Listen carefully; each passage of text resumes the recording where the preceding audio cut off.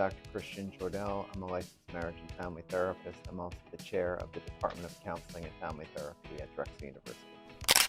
LGBTQIA persons are marginalized by social location. I think oftentimes they also have multiple social locations. They might be persons of color who are also LGBTQIA. I think in those situations, frequently you have a number of different research-supported issues that people are dealing with. Number one, they're more likely to not have access to services or potentially to struggle to be able to access those services. In addition to that, they are more likely to be experiencing more acute healthcare issues as a result of, for example, trauma. They're more likely to be exposed to trauma and by extension, and having a lack of access oftentimes are coming in a more acute state of need. Visibility and inclusion are incredibly important things to consider when you're working with clients who are underserved.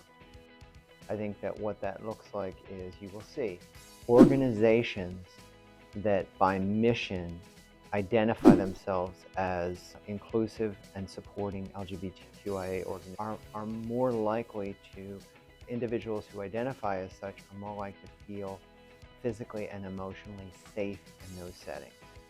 In addition to that, individuals who may also identify as such tend to be working in those settings. I identify as LGBTQIA, I want to work for an organization that supports the people I identify with.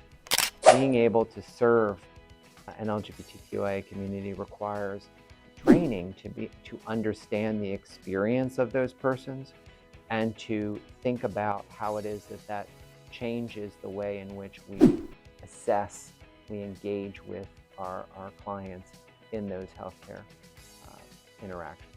Organizations are thinking about how they train their personnel, their nurses, their mental health care providers, their physicians to work with LGBTQIA persons who may be navigating health issues that the physicians, the mental health practitioners, the nurses are less familiar with.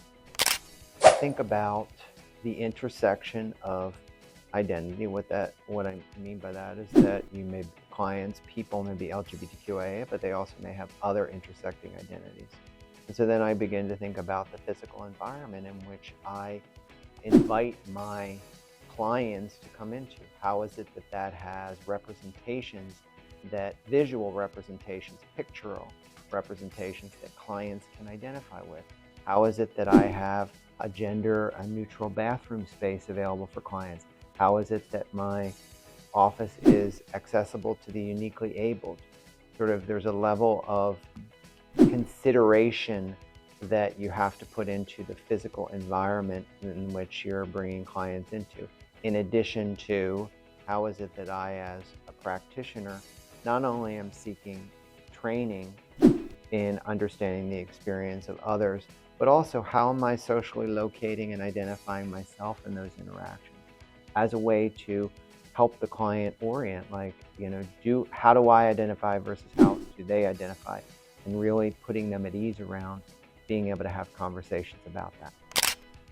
I think that within the city of Philadelphia, we have certainly 3 primary organizations that serve those communities. We have the William Way Center, we have the Mazzoni Center, and we have the Attic Youth Center, all of which have been around for many decades and have a history of serving and supporting the LGBTQIA communities.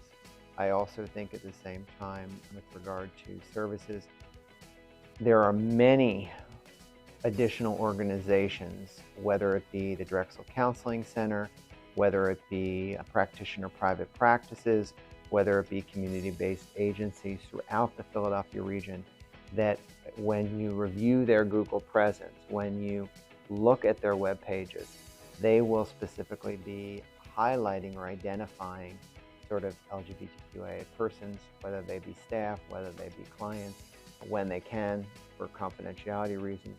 But the point is, you want to do your homework around any organization that you're going to see how it is that they identify that they work with, or they sort of support the LGBTQIA community.